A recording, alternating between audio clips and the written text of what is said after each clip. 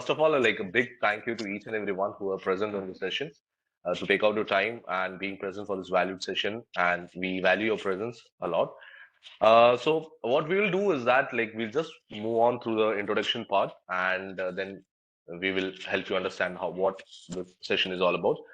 So to everyone, a very good morning and a very warm welcome on the webinar on the frictionless security for hybrid and multi-cloud environment from our valued vendor that is Radware.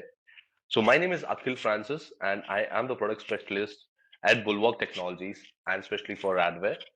I am pleased to announce that this webinar we have Avesh Malik along with us from the vendor side, and Avesh is a technical head in he's leading the both India and the Middle East region. And his presence will surely make a lot of difference to understand what Radware is all about and what Radware does, and especially for us in the GCC region and all.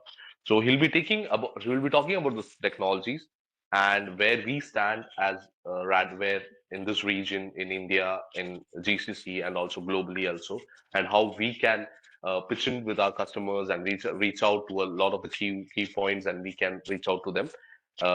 And we'll take the next point wherein we'll discuss about the agenda. The next slide, please. Yeah. So in today's webinar, we'll be concentrating on this mainly just 5 points. The agenda will be introduction, wherein I'll be giving an introduction about Bulwark and what we do and what we are doing and all throughout this our period over here. And I know most of the partners that already joined in are knowing about Bulwark, and we have a great relation with you all, and you are really our valued partners and all.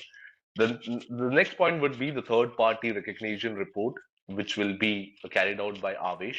Avesh will be helping us with the third party recognition reports, application security challenges, and also the main part of today's session, that is Radware with regard to the frictionless solution that we have. And at the end, we'll be carrying out a Q&A session. So the next part where I talk about Bulwark is that, we are in this region for the last 23 plus years, and we started in 1999, and we have been a successful information security value added distributor for the region. We have throughout this period of ours in 23 plus years and all, we have signed with various key security vendors to be able to address the security issues concerns out in this region. uh, Talking about Bulwark, we only not only have a presence in UAE, we also have our offices in India and Saudi also. We have plus 24 plus technology vendors, valued vendors that we work with. Also 700 plus, more than 700 plus business partners in the Middle East, India as well. We have identified that there are a lot of gaps, security loopholes. Yeah, with a lot of security coming up, with a lot of technologies coming up, with a lot of threats coming up, a lot of vulnerabilities being coming up. We have identified that there's a lot of gap in security loopholes. There are a lot of concerns that the current security vendors are carrying out in this region. And in our period over here, we have brought a very key best of breed technology vendors to be able to address the space in this region. And one among them is Radware. Can I have the next slide, please? Yeah. So with Bulwark that we have seen that, as I talked about the various vendors that we work with, and to the lot of concerns and the current security vendors that we carried out their issues and all. Radware is surely helping us out in this region on those technologies and all. Radware being one of the technology who addresses the WAF, cloud WAF, DDoS, load balancer, the bot management, and all. We have seen. See, the one thing is that we see nowadays is that a lot of vulnerabilities are being coming up. A lot of vulnerabilities that we know, not only that are on the OWASP top 10 or OWASP 20, that something are being on 0 day. Okay, and we need to address those issues also. So with Radware, we have seen and we have addressed during this period that it has been helpful to understand all those vulnerabilities, all those OAPs top 10, OAPs 20, and not only about those OAPs top 10 and 20, also about the 0 day attacks and all also. So we have a strategic relation with Radware to be a to bring a technology in our market to support here and address the space over here. So we work as an extended arm for the vendor, for Radware and other vendors in this region, as we represent this vendor, this region in a very possible way, be it marketing or security, advices, consulting services, or support. Bulwark has a dedicated sales marketing team who helps us out with the partners and reaching out to the customers, partners, and all. So we value our partners and we work hand in hand with our partners to reach out to those customers and all. So this is just about what Bulwark is, and I surely know the ones that I mean the valued partners who have joined in who already know about what Bulwark is, and you all are here just because we have a great relation with Bulwark and you. And I value your presence, and I'm thankful for each and every one. So I would like to pass on to Avish from here. So Avish, it's all up to you, and you can take up the slides now. And just a reminder for everyone that the chat panel is open for everyone. Whenever you face any query, you come across any queries, you can surely pop up those queries, and we will be addressing your questions and we'll be answering them at the end. Thank you. All over to you, Avish. Yeah. Uh, thanks, Akhil. Thanks, team. Hi, everyone. It's a pleasure to meet you all through online mechanism. But I hope you are, doing great and enjoying the season. Before I start the technical presentation, I would like to just brief you a little bit about Radware, what we do, and who we are as a company. Radware was established in 1997. I think back then, 25 years ago. We were listed on Nasdaq in 2001, and it's been operating into 40 countries, and we have more than 15,000 enterprise customers today. And if you see the kind of customer base we have, globally, we have top 10 banks, we have top 10 financial institutions, which includes stock exchanges as well. We have top 10 telcos that are part of our portfolio. All major enterprises, which includes Twitter, PayPal, eBay.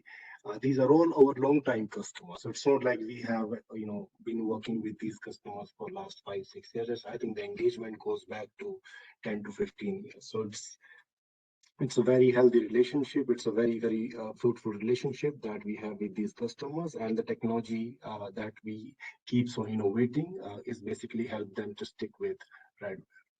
Uh, Talking about the product portfolio, we basically focus on four major areas. We focus on DDoS mitigation, we focus on web application firewall security, bot management, which is an evolving product, but it's the need of the market, and the other one is the API security.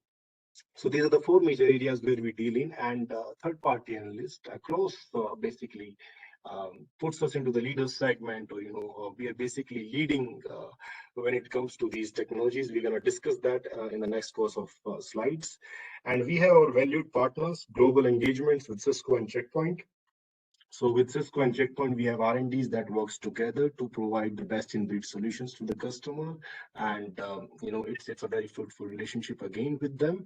And we share a very good space when it comes to providing very specific threat intels to the market.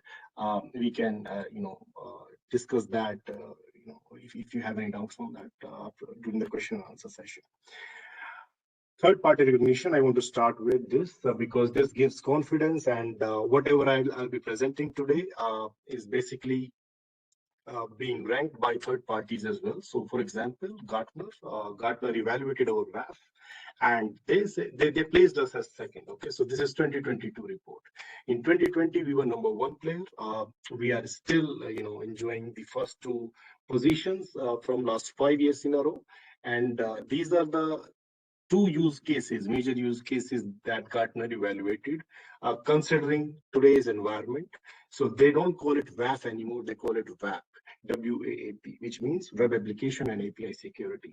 So where the Gartner is ranking us in high security use case. And by the way, this is not a marketing report, it's a technical report. And Gartner is saying that Radware ranks 2, and there is a number that is given, and then there are other players into the market. And similarly for the API security. So what is high security use case? High security use case simply signifies that if you don't have a negative security model, okay, with positive security model, so there's a difference to it. Negative means it's a signature-based security. If you don't have that, how secure is your environment with this particular technology? Can this technology prevent zero-day attacks? And to what precision? Okay, so this is where we have a rank. And then API, which is the new theme of the discussion, API security, everybody is talking about that. There is no new attack surface.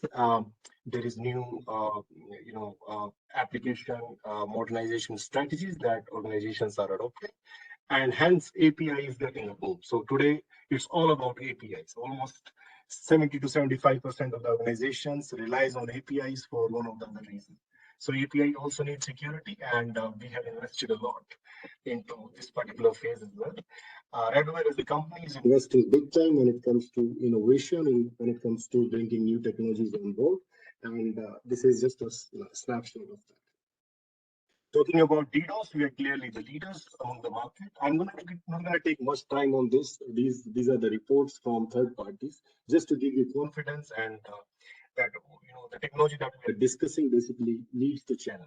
So Spark Metrics, Forrester, IDCs, these are the three major players that deals in DDoS mitigation report, and you can see that Radware again leading the space. In fact, we are leaders among the leaders. I'm not going into deep when it comes to these reports, but there are technical aspects associated with each and every report. For example, Forrester, when they talk about DDoS attack detection and mitigation, they rank Radware higher than anyone else. So it's a technology which is designed in a surgical manner, and it speaks a lot. So we're going to discuss that during the course of the session. Then again, bot management, as I mentioned, this is another area where every company today is investing. Radware started this show in 2017. We acquired one company with the name of Square. And those were the days when every vendor working in this space is relying on WAF, to provide protection against bots. But bots do have generations. They have evolved over a period of time. And there is a need of specific bot management component, and following the footsteps. A lot of other companies basically invested. So what I mean to say when I tell you that in 2017 we did that we are a visionary into the market. We basically sensed the future, and we try to innovate ourselves. It's a oversized game of cat and mouse with the bad guys, but yes, we try to evolve and innovate as quick as we can, and hence the acquisition took place, and today we are fully enabled from bot management perspective. So we'll discuss that during the course of the session again. So this is about Radware. Now, what is it that we can discuss when it comes to organizations? Okay, so what are the challenges that organizations are facing today? So any webinar you join or any session you join, there are different set of challenges. So if you ask me, there are a lot of challenges that I can bring into the slide, but I try to narrow it down to 4 major areas. The first one is growing threat landscape. When I say the threat landscape is growing, it's not because there is something modernization happening on the application. Of course, that plays a major role, but the attackers are getting smart. The attacks, the motivation behind the attacks is different today. Okay, and that's what increasing the threat landscape. When we say cloud transition, that is introducing uncertainties. Yes, the cloud transition is happening, and we can witness that. You see around all public cloud vendors investing heavily in different regions, creating different segments, and I think if you consider UAE, as a subject note here, that Azure was there, now AWS is also investing. So there is definite transition that is happening from on-prem to cloud. Every CISO or every CIO you speak today, everybody is talking about a transition in one or the other way. Either they move to the cloud, they are in a hybrid state, or they're planning to move to the cloud. So they're still on data center. So which means that the applications are everywhere, and wherever the application is, it needs protection. The third piece is about the modernization. Of course, there is no more three-tier architecture. So there are new security tools that needs to be implemented. We cannot just go with inline vanilla solutions and point solutions. There has to be a different strategy to address the different form factors and different kind of places where the applications are being evaluated. So, for example, Kubernetes is a new environment. Microservices is a new environment, and this environment is spread across different public clouds. So it complicates the problem. You have to have security strategies with native cloud vendors, and how you're going to manage that through a single pane of glass is another pane. So we're going to discuss this piece as well during the course of the session, and that is where the frictionless, the term that we are coined comes into the picture. That is the major theme of the discussion today. Okay, and we will discuss that in the frictionless part, how we bring value, how we basically address those needs. And the fourth point is shortage in security experts and skills. So as per Gartner, I was surprised to see that, to be honest, when I read that report. As per Gartner, 60 to 65% of the organizations today say that they are having shortage in security experts. They don't have right security skills to manage the setup, and it's very surprising fact, because companies are ready to invest, but I think the pace at which the application is moving to the cloud, or the form factors are changing, the attackers are getting smart. Probably the security teams who are standing with good guys needs to evolve, and it's not able to evolve at that quick pace. So this is another area of concern for the CISOs today. And every enterprise has these four major areas where they want to think, they want to invest, they want to look at what are the options we have, and that's going to be the theme of the discussion today. So growing threat landscape, let's discuss about that. It's not just the icons on the screen that you see today.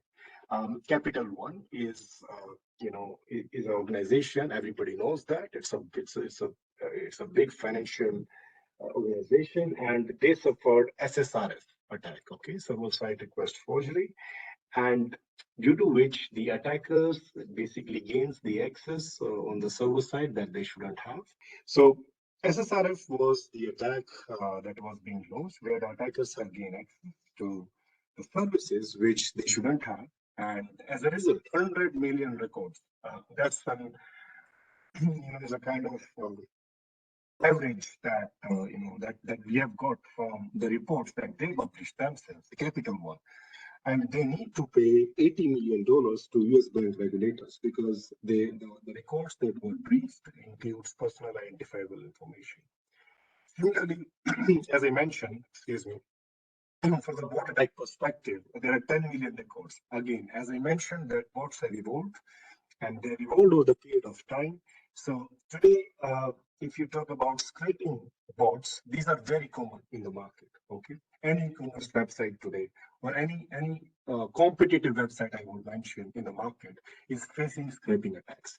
So the same thing happened to Dunkin' Donuts. Okay, and it was a credential stuffing attack that took place, where a combination of username and password was leaked, and the attackers basically used those combinations at different other sites to gain access to the accounts, and as a result there was a lot of records that were breached. And the third piece is about the SolarWinds. Again, SolarWinds is a company that deals into B2B businesses. Okay, and what happens is that here again there was API exposure, and once the API exposure took place with APIs, there are a lot of information that was exposed to the bad guys. And now every company, because it's a B2B business, every company has to go through internal technical investigation, and they need to take mitigation actions, and in some cases recovery as well, and which leads to a lot of money, that needs to be spent. So there are hundreds of case studies that we can talk about. I just brought three case studies to you today because I believe that if you see the kind of exposure, it's not like SSRF is new, but the way it happened is different. Bot attacks, it's always been there. The scripts are always being used to attack some, destination organization. But the way it is used, that credential stuffing happens and then the scraping happens. So these kind of things basically tells you the kind of threat landscape we are living in. API is the new theme, as I mentioned. API exposure brings those details to the bad guys, which any organization would refrain from sharing. So that's where the problem is. And if you see the 2021 year in a review, we see the rise. It's a clear rise that we have absorbed and we have seen across the globe. It's DDoS events that are being on a rise by 37%. The volume is increased by 26%. The web transaction, which are malicious, has increased dramatically. It's almost 88%. And you see the last thing, which is the bad bot request. Okay, so it's almost 223%. Now, in security, we have a saying, we say that in security, basically, there are three kinds of attacks. One is an intrusion attempt, where somebody is trying to intrude your network. The second piece is about malware, some sort of malicious software. And the third piece is bot now. With bots, you can... Sorry to intervene. I do have some, feedback from the attendees that the voice is not coming very clear. So if you could just relook into that, it would be great.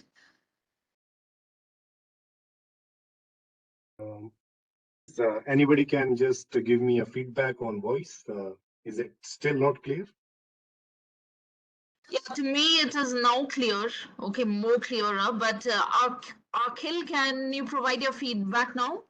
Yes, it's much more clear right now. Okay. Okay. Sure.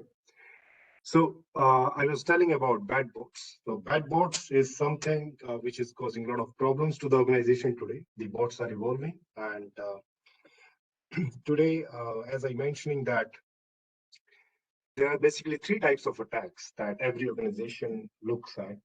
One is the intrusion attempt, which where somebody is trying to intrude the network. Okay, point attacks.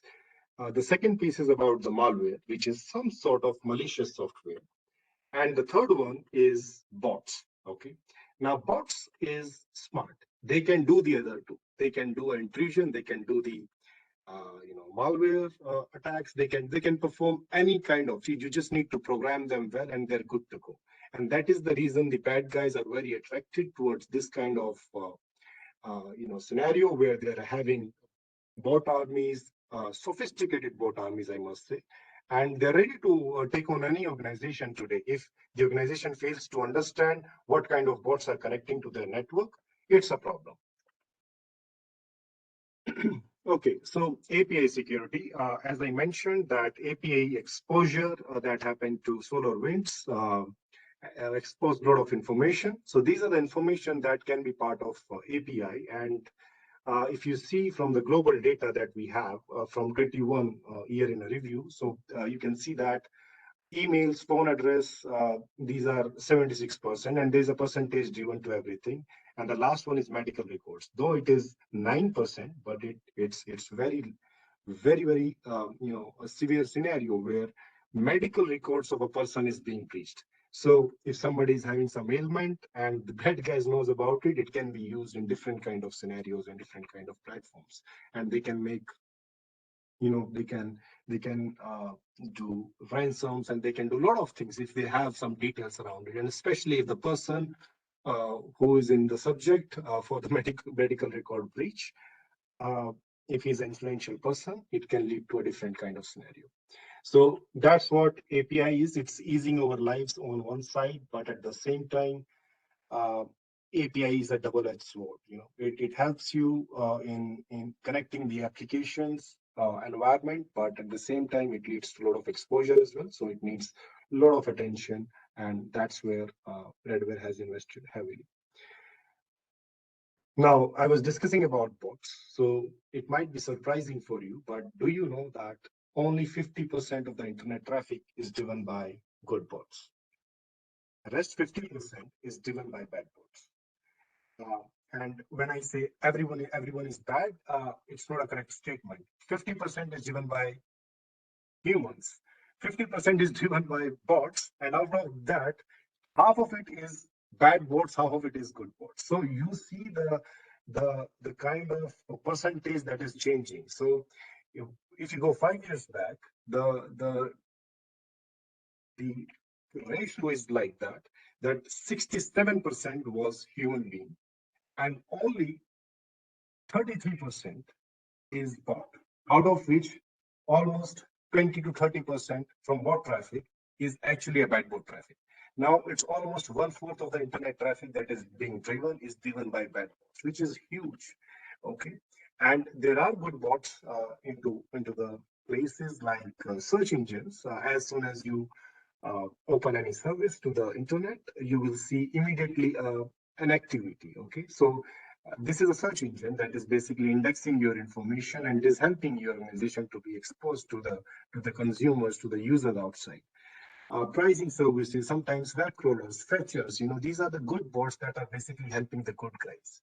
But at the same time, there are bad bots, where the scraping is happening, account takeover that happened in um, couple of organizations, and I just given you example of credential stuffing attack. So it was account takeover attack that happened, and it's a bot that is behind it. Today, DDoS attacks are happening because of bot and inventory holdup, and it's a big crime that is happening. Inventory holdup is a sin to a company which is in e-commerce space. So if somebody is trying to buy something, and just think of a scenario, you're trying to buy an iPhone, and that iPhone is being held up by a bot. What you will do as a consumer, you will try to switch to a different website and try to buy it. So the organization that is in which the bots are active, basically losing business straight up. It's a straight loss of business. So that's another area where bad bots are very active today, and 1/4 of the internet traffic driven by bad bots. Now, cloud transition. As I mentioned, every company is moving towards cloud. So some of them are very clear in their approach. They are moving to public cloud. Some of them are still in consideration that on-prem is good, but there are certain services where they're saving a lot of money. They need more flexibility, and they're actually removing those services from data center and moving those services to public cloud. So we call it hybrid. And then there is a third piece, which is, straight up, that I want to have cloud, and I'm not okay with one cloud. I want to have multi clouds. So I will have some services on Google because the platform supports those services well. I will have some services on Azure and maybe on AWS. So there are different form factors for the applications now. Okay, so applications are not limited to data centers only with a 3-tier architecture. It is spreading, and it's spreading very fast. The transition is happening, it's very quick. And hence the need of security is absolute importance, because if we don't have a consistent security, you may leave an application open for attacks, and things can happen, breaches can happen, a lot of other things can happen. And I explained about the shortage in skills. I don't want to deep in that, but there is definite need of security experts, good security experts, if you have to deal with advanced, innovative attacks coming in from the bad guys. For example, a normal SOC team, where there are L1 and L2 engineers, okay, who are managing the setup. They're basically dependent on OEMs in the backend. So if you log a ticket, if it is very simple thing, just a policy creation or maybe some sort of refinement, they can do it by themselves. But what if it's a serious attack and you need to get into the nitty-gritties of it? They always have a back-to-back mechanism where they go and they try to log a ticket with OEM, and OEM experts come into the picture, and basically they come and resolve the thing. So the problem is not having a SOC. The problem is that SOC is dependent on someone, and which leads to a lot of time, and the moment the attack detection takes time, mitigation definitely will take time. And organizations today don't have that time, because businesses are life and death situations today. The e-commerce companies, if they go down for 2 minutes and maybe 3 minutes, it's a huge loss for them. So we need to have very good experts, or response teams in place to make sure that everything is well taken care of. And with a defined SLA, the absolute expert who eats sleep application will be by your side to support you during the intense times. So as I mentioned, so applications are at center. Clearly, the need is very clear. Applications are at center. Wherever you are actually consuming application. There are apps on your phone, then you are trying to access it through laptops, iPads, wherever. And from the DevOps team perspective, their main motive is towards bringing the application live. And so for them, the time to market is basically the main focus because they want to be competitive. Think of Amazon, think of other players like Noon, or maybe there's a lot of competition. I'm just taking an example of e-commerce again and again because I find this market to be extremely competitive. But there are other markets as well, where you launch something and you want to launch a scheme, and what if somebody else is launching it before you? So he will reap all the margins, he will reap all the benefits. So the DevOps team are majorly focused on time to market, but the security is something which is lapsing, which is something which is not being taken care of. And we don't want a situation where the state of art protection and the security enablement for these applications that are in a hurry to be launched to the market. There has to be a binary situation. Either you pick security or you pick speed to the market. We don't want kind of or combination that either one of the thing will happen. We want an and combination here. Okay, it's a Boolean and that with the same speed to the market, you can have security in place, and that security we call as frictionless. Okay, now let's discuss what is frictionless. Frictionless is one-stop shop. Okay, that all your application security needs, uh, whatever is required to be functioning in extreme security arena, it is provided by a single vendor. And what it covers is it covers web application file, API security, bot management, DDoS protection, everything at one place. And when I say at one place, what does it mean? Now, I'll take you back to the previous discussion that we had during the session, that organizations today are going to public cloud. They are going multi-cloud. They are going hybrid. They are still in a phase that they're trying to decide, where to invest. So everywhere the application is hosted today, they need protection. What if I tell you that wherever your applications are, wherever your assets are, we will be able to protect it through one-stop shop. And you can just scale, you can simply just do an add-on of the application and you're good to go in the market. So let's expand on this, okay, how it works.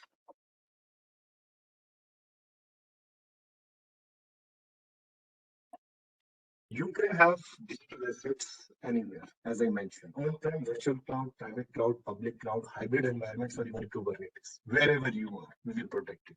Okay, so it's a one single license that is covering you everywhere. The second piece is OWASP vulnerabilities.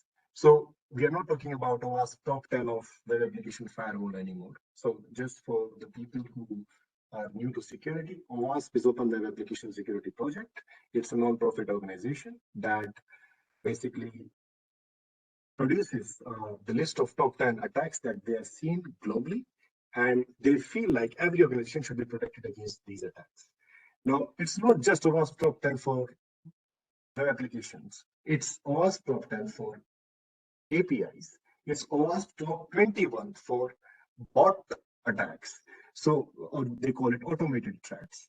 So in general, even if you go OWASP, it's 41 threats you need to protect against. Okay, everything is coming in through this one-stop shop. Protect against zero-day attacks. The solution has to be developed in a way. I talked about innovation in the beginning. The solution has to be developed in a way that it has machine learning and it has real artificial intelligence inbuilt. Okay, we'll discuss that in next slides. So it should be able to deal with zero-day attacks, and the vendor should be able to prove it on ground that okay, it's a zero-day attack that I have actually blocked. And then detect, manage, and mitigate bots. As I mentioned, this is again booming area. Bots are increasing. 223% of increase in bad bot activities in 2021 itself, and for this year, it has already closed 300. API protection, as I mentioned, and then mitigation of application layer DDoS attacks. So everything that I just explained is coming from a point of presence. Now, a good news. The good news is that we do have a lot of scrubbing facilities across the globe. We do have a lot of application POPs across the globe. The good news is that we have a local scrubbing facility and a point of presence for UAE. So it is based out in UAE, it's in Dubai, and any customers and any partners who wants to onboard WAF, API security, DDoS mitigation, bot management, they can simply do a DNS redirection. Within a day, we can onboard their complete setup, and it's within the country. So we are basically, complying to the data regulations. We are making sure that there is absolute zero, interruption in the general transaction that is happening to a network. And also we are making sure that no matter where the form factor is for your application, whether you are hosted on-prem, you are hosted on public cloud, you are hosted on private cloud, whatever be the environment, we will be able to serve you from one single point of presence. Okay, so it's there in UAE. It's the very first scrubbing facility from any OEM today from DDoS perspective. And for WAF-POP, when we combine it together through a single pane of glass, it brings a comprehensive view of security. So it's there. Now, I was discussing about zero-day thing. Okay. Now, a lot of companies today talks about positive, negative, but we have a different way to look at it, and that is the reason we have been ranked by Gartner in first two positions only. We have never seen the third one from the high security use case perspective. So, what is a negative security model? I'll keep it very layman, very simple for you. Negative means that you're sitting in a room. There are 5 people outside standing out of that room, and you know that 2 of the people are bad people. So what you will do, you will block those 2 people, rest everyone is allowed. So this is a signature-based security. You know the bad guys and you allow everyone else. The positive security model is kind of a zero trust environment where if you trust anyone, if you see that, okay, same situation, you're sitting in a room, 5 people outside, only one of them is good, you will allow that guy in, rest everyone is blocked. So this is positive security. The WAF that we have combines these 2 models together to bring comprehensive view. Okay. In addition, okay, so it doesn't stop here. In addition, we have auto policy generation. Now, everybody on call must have gone through a situation where WAF is not able to block attacks, or WAF is not able to tune itself if there is a change in the application. It always needs manual interventions. Okay. The advantage with us is that we have invested heavily in machine learning and artificial intelligence, as I mentioned. We can basically learn the change in the application. We can create a policy on the fly. So we are not talking about learning when it comes to the number of GET requests or POST requests at what time of the hour. No, we are talking about the policy that is going to protect if there is a change in the application side. So we have auto policy generation loop. We do app mapping, we do auto threat analysis, policy generation and optimization, and finally we generate the policy. It all happens without manual intervention. So that's another piece where we have absolute expertise, and it brings a lot of things to you as an organization. It brings visibility, it brings automation, it brings protection at all layers. Now, talking about APIs. So API, everybody is talking about API these days. Now, what is the problem with API? API is a good thing, it's helping you to connect 2 applications together, brings, to fetch data which is of your concern. What is the problem with API? The problem is that APIs are not documented well. So if a company is, as I mentioned, that everybody is in a hurry to project that application and bring it to the market. So time to market for them is the key.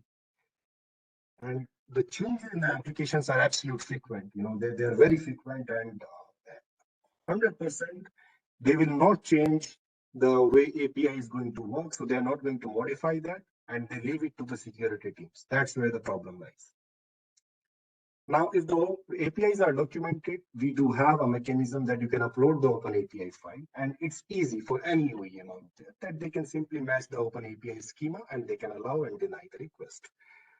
But the problem is, as I mentioned, it's undocumented. So what to do in those scenarios? If the APIs are undocumented, we have a fantastic feature. We call it API discovery. Okay. In API discovery, again, machine learning and absolute artificial intelligence that we have in our solution, we basically learns the endpoint. So what is an endpoint in API? API endpoint is basically every touch point that comes into the play when the API transaction is happening. So we basically captures the endpoint in a very high precision. It's very surgical in nature. And we can create the Open API document for a company that is totally unaware of its endpoints, that is totally unaware who has lost the track of API documentation. And almost 70 to 80% of the companies today are in that situation. They had their Open API file, but that Open API file is not modified well. Hence, if you don't know what you are protecting, how will you protect that? So Open API file needs to be modified, needs to be added. And the good part with our solution, we do it all automated. We simply runs the API discovery for some time and we'll give you the Open API file for your personal. Now it's easy, once you have the Open API schema file, you can apply protection configuration on the same. And for every process that I explained about API, there are no experts required. Another reason why Gartner is ranking us very high in API security piece. Okay, because there is end-to-end automation in this. So we discussed about it, right? We talked frictionless. Now, what is frictionless here? Frictionless means that whether the application is hosted in any environment, number one, it can be public cloud, private cloud, data centers, hybrid scenarios, no matter wherever it is, we will protect it. There are no experts needed to tune the WAF. There are no experts needed to tune the DDoS policies or tune the bot management solution. Most of the solution that we sell is automated. End-to-end automation is there, and it is being taken care by ERT. Okay, so important point to note.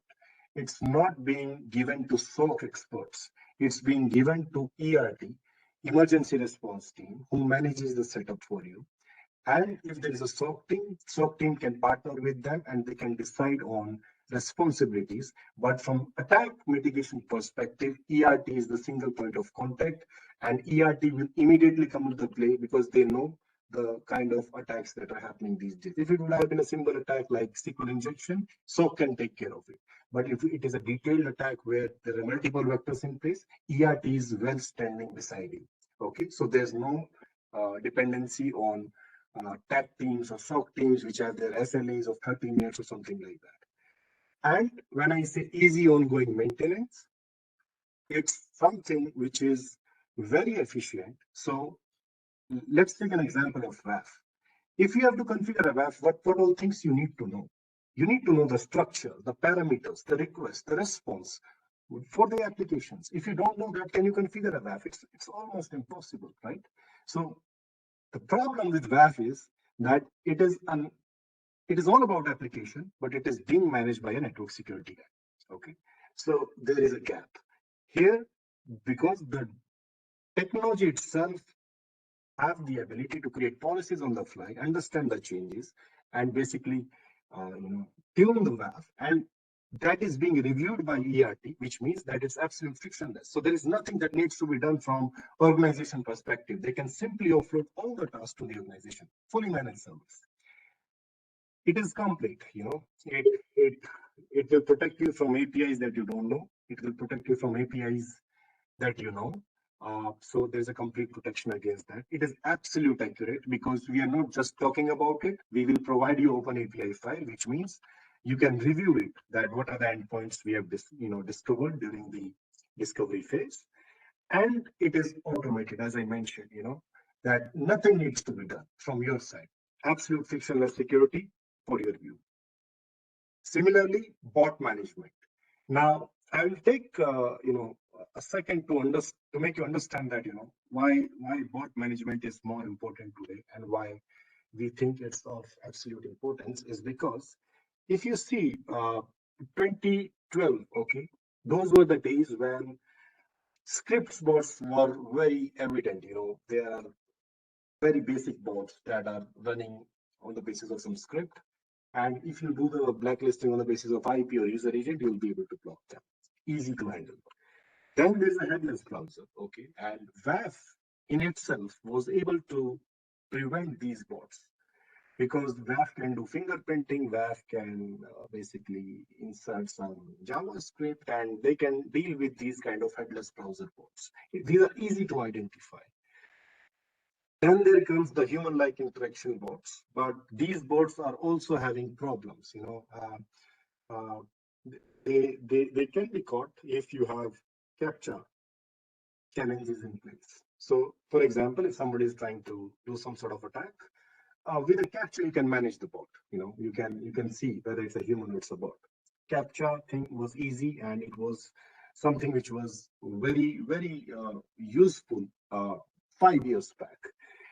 But today, if you talk about the maturity of bots, it has gone to a different level altogether. There are captcha farms that can easily break captcha thing. Okay, so they can bypass captcha.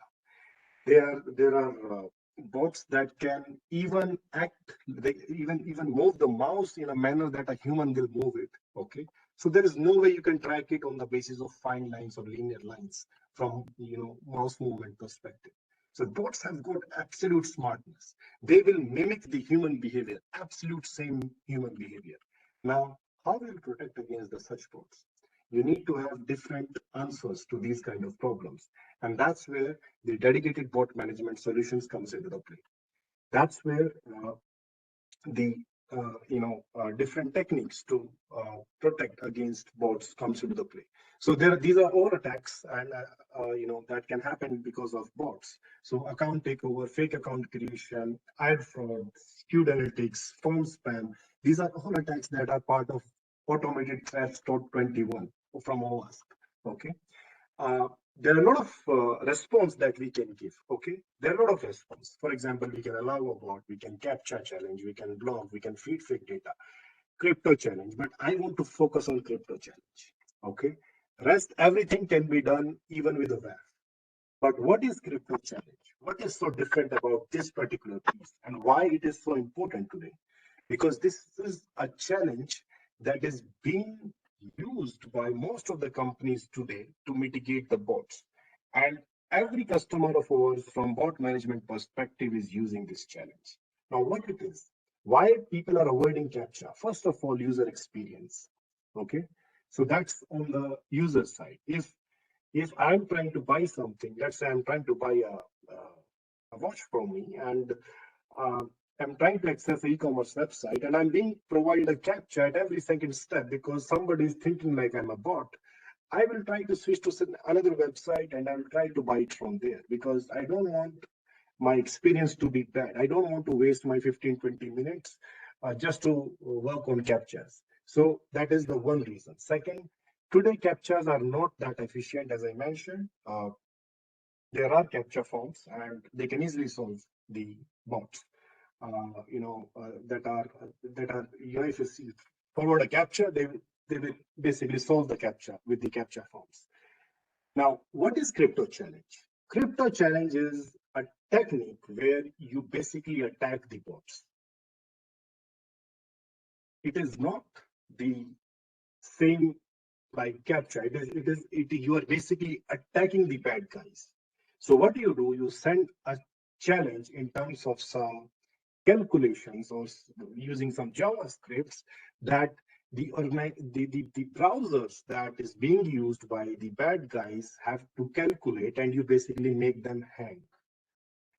And that is where this challenge comes into play. So they can definitely impact the bot armies. So next time when they will try to attack you, they will refrain because they know that their browsers are going to hang. And the next thing that will happen is that it is basically preventing the good users to have captcha. So it works in the backend. It's a captcha-less mechanism. Okay, so they are not getting captchas. The security is working in the backend. They are having a smooth operation at hand. That's why this challenge is gaining a lot of importance. Today, only two companies have it: Akamai and Radware. Okay? So this is a very fantastic challenge to have in place when it comes to bot mitigation techniques. Now, DDoS mitigation. Okay, I explained in detail, but if you ask me like what kind of attacks you can mitigate, the answer is everything when it comes to DDoS. Okay, it's the product that we have designed in 2004, and it is constantly evolving. And today, you pick any third-party report you can think of, you will find Radware as a leader. And whether it's a technical report or a market report or the kind of customer base we have globally, there is no match to Radware when it comes to DDoS mitigation. So SSL negotiation attacks, HTTPS floods, bot attacks, uh, brute force, these are all attacks that we can prevent. But I would like to talk about one attack which is causing problems for a lot of organizations, which is application layer.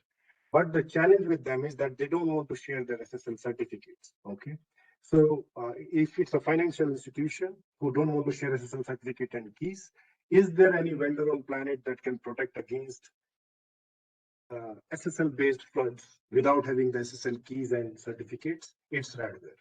Okay, there is a very specific patent algorithm that we have launched, and you can see the complete request size distribution on SSL, everything on the portal, and it's magic. People are loving it, and we are increasing the base. Every financial institution that we are supporting till date is moving to keyless SSL now because it helps them to reserve the data privacy and at the same time having the mitigation as well. There's no one else who's having a keyless mechanism today. Whatever I have discussed till now is being visible to you guys as customer, to you guys as partners, through a single pane of glass. Okay, which means it's a beautiful portal. It's like you're playing with your iPhone. Even L1 or L2 guy who has absolute zero understanding about the application layer attacks or something like that, they can easily manage it. They can have a view like what are the WASP attack categories that has happened, what are the board classification, what kind of application security events are being generated, what are the geographies from where I'm being attacked. So every minute information about the setup is being provided by the this portal. It's very fantastic portal that we have designed, and you will be able to see the bot in the bot attack visibility. You will see API security. You will see the details of web application firewall, DDoS mitigation through a single pane of glass. So it's very effective. So if I have to summarize, from frictionless security perspective, that first thing that we do is coverage. Okay, we cover you from all four major technologies that every organization needs today: bot management, WAF, DDoS mitigation, and API security. The second piece, which customers are concerned about, okay, I can move my infrastructure to public cloud, but how quickly can you support me from security perspective? So it's absolute fast. Okay, within a day, we can onboard any application for any customers, any number of applications for that matter. Okay, we can onboard them to public cloud, and we can make sure that we provide efficient security to them. Uh, Reduce the overhead because we basically have fully managed service. These are the ERT experts that are working with you, not the tech or not the SOC teams. So they are managing your setup. So you will be having absolute comfort that my setup is in good hands. And last but not the least, we provide complete visibility. It's not like I'm not able to see what's going on in my environment. You will be having complete control of your environment. You can do the changes. You can manage the setup if you want to. Uh, but as I mentioned, it's a fully managed service. So if you want to manage it yourself, there's a customization that we can do in the portal based on the request, and we can let you do that. So we have self-service capabilities as well. So it's totally frictionless. It's totally available to you, and if that's how I want to summarize my thing. But if you have any questions, just let me know. Okay, if you can just prize me with the questions, I'll be able to answer that, and I'm happy to answer that. Yeah. Thank you so much, Avesh. I mean, it was really helpful. And like we have certain queries, we have certain questions being popped up in our Q&A part, and I would like to address some. We have a limitation for the timing and all, but I will surely address some of the questions. One was with regard to the where you mentioned about the frictionless one-stop shop, wherein you talked about WAF, API, bot management, and DDoS. So there was a query with regard to are the solutions under one platform or like one licensing, or it's like different? So the licensing are different. So there's a package as well. So for example, if you want to go with WAF, API, bot management, and DDoS, so we do have packages. Okay, we can offer that. But if you want to go separate, it's possible. You can break the licensing, we can break the cost, and we can provide you the services. Okay. Okay. And There another was an question. answer. So just apologies, Nikhil. Just wanted to check whether the all questions that was asked during the session, is it on the chat? It's on the Q&A and as well as on the chat also. Like you Okay. can find most of the questions on the Q&A, but some questions are there on the chat also, which I'm addressing from my side. Okay. One more question that is there, Avesh, is like how Radware identifies a good bot and a bad bot. Okay, that's a very good question. And this is the very reason why, the bot management solutions are, basically comes into the play. So first of all, if the good bot and bad bot thing is there, how will you identify it? First of all, we have a list of good bot nets, from the globe. We have uh, a huge list of search engines. We have a huge list of good scraping bots. So we basically match that first. Okay. Second is the behavior part. So sometimes a good bot can do a bad activity. And that is what bot management is designed for. For example, the IDBA technology that we have, which is intent-based detection. For example, a good bot may be just trying to sequence your website on a search engine, but at the same time, that bot is also trying to access the admin portion. Okay, so we see the behavior of a bot. We know it's a bot, it's a good bot, but if it is trying to access some admin portion, we don't consider it as a good bot. We'll raise the alarm and we'll inform you. So IDBA is the key, is the technology that we have to distinguish between good bots and bad bots.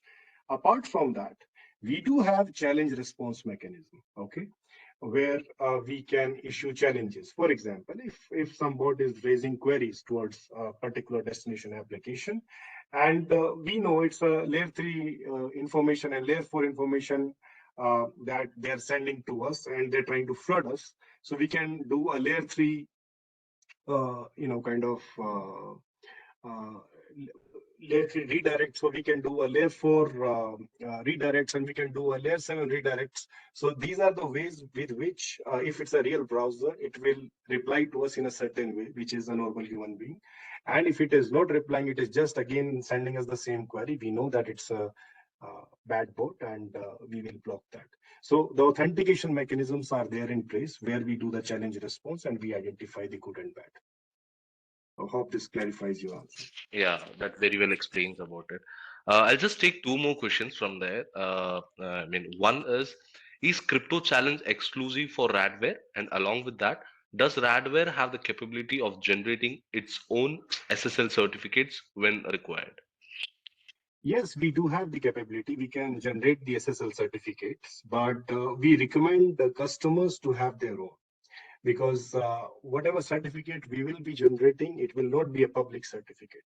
Okay, so it will be a certificate specially designed for your environments, and even if we are generating a public certificate, it will comes with a certain validity. So we are not an organization that is focused on, you understand, like we are coming from a security background, so we try to avoid generating certificates for our customers.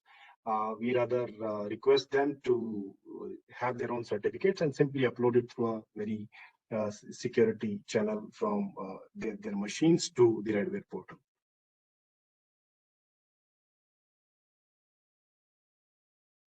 And along with that, one more question was there. Is Crypto Challenge exclusive for Radware? It was exclusive for Radware. Now Akamai also have it. So I'll be honest, Okay. we started this, but now Akamai also have it. Okay. And one more a great question was been asked that as we have a great announcement that we already have a POP in this region, right, Avish? Yeah. So the question is how the traffic is going to be diverted to your POP in this case. Yeah, so traffic diversion will happen on the basis of DNS. Okay, so you must be having your DNS servers that is resolving A records, and the users are able to access your application, right? So it's a very easy flow. So what we will do in this case, we will give you a CNAME, okay, or a record of our point of presence. So the traffic moves from user to Radware Cloud, and from Radware Cloud we send it to the origin. Okay, so that's how it is. Okay. Okay. Just an interesting one more question that I first I'm sorry By like the way, I'm it's taking up. very simple. It's absolute pleasure to divert the traffic. Believe me, if you even if you see, so how you can test it whether it will work or not. For example, you are trying to onboard Radware services. Don't do changes in your main DNS straight away because it will impact the users. Okay, so not impact, like it may impact the users if it is not done correctly. So what you can do for checking, you can do a host entry in your PC, and you can check the services through Radware Cloud. Once you're sure everything is working fine, then do a change. So it's a very safe mechanism to divert the traffic from direct origin and bringing Radware in between, doing the sanitization for you from all attacks, whether it's DDoS, API, port management, and perspective. Okay. Yeah, I mean that very well explains that. That's a very well like a great advantage and like a leverage for each and every one that we have our own POP over here. I mean, with that, I think Avesh, you have very well explained about Radware and the frictionless with regard to multi-cloud and all that we have explained. And as you mentioned, the one of the greatest point that you mentioned that frictionless with regard to one-stop shop is what I mean. Even the customers are waiting nowadays. They don't want to reach out to a lot of other vendors at one time, but if they get everything under one umbrella, is that's something that they are waiting for it. So. I mean, it's really great the way you have like led us to this session, and I really am thankful to you, and also thankful to each and every one who have joined in for this webinar. And we are not stopping with this webinar. We'll be surely reaching out to you guys. First of all, we have a feedback form, and we would really appreciate a feedback from you, which can help us not only for this webinar, the way it was conducted, but also for the solution and how we can reach out to you in a better way again on this kind of a platform and for Radware. Also, we'll be reaching out to you, each one of you personally, to take it forward from there, and we can have our plans with your team. And we have already getting a request from a lot of resellers right now that we want to do I mean, a lot of other planning and other plans with regard to reach out to the customers and all. I'm really appreciated from your side. And yeah, well, I'm very much thankful to each and Actually, every one. we have some questions to be addressed more. I think in Q&A, for example, Okay. somebody has asked how Radware calculates attack mitigation throughput when sizing a DDoS solution. Okay, so Okay. let me just take a moment and answer them. I think I don't want to leave any question unaddressed. So this is one of the questions that was asked. It's a good question, by the way. So generally, what vendors do in the market, if they provide you a throughput, they will basically address the legitimate throughput at the cost of attack. So what I mean to say with that, for example, you have 100 Mbps of pipe coming in from any ISP. Okay, we have two plans to offer to you in DDoS mitigation. One plan talks about the attack mitigation thing. So we will say, okay, we will protect you against 10 Gbps of attack or maybe 20 Gbps of attack. So this capping is happening on the attack side. Okay, but it's not a good way to design a DDoS mitigation solution. ISP does that, by the way, but this is not a good way to handle it because you don't know what is the size of attack. We just logged 1.1 terabyte 1 month back. Okay, so it's not a good way to address. The other way is that you size the solution on the basis of legit bandwidth. For example, you have 100 Mbps. We will tell you, okay, 100 Mbps is reserved for you, and whatever be the attack size, if it is 1 Gbps, 100 Gbps, 1 terabyte, 2 terabyte, or 10 terabyte, we will take all the attack for you. And we'll make sure that at any given point of time, you have 100 Mbps allocated for your customers, frictionless, no capping in terms of throughput or attack throughput. So that's one of the questions which I saw and I wanted to answer. Yeah, I think we have covered all, Akhil. Questions. Okay. I mean, that's really good. I mean, it's really good to have every. I mean, I appreciate that you have covered all the queries and all the questions and all. So yeah, we have already taken a lot of time ahead of our like given time, and I'm thankful to each and every one. And I would request everyone to reach out to the Bulwark team also, whenever something comes up, and my channel managers will be surely getting in touch with each and every one who have attended. And we are thankful to each and every one who have who've been present over here. And as a last part, we would request you to fill in the feedback forms and help us how we can work together. I think. Anything else, Avish, from your side? You can surely I think we should do these sessions more often, and I would love to meet every participant who has joined in personally when I'll be in UAE. So looking forward to meet you guys and have a great season. Have a great. I think you all are rejuvenated enough after a long weekend and have a great time ahead. I wish you all the. Thank you so much, Avish. Have the same with you. Thank you, everyone, and thank you for your presence. Thank you.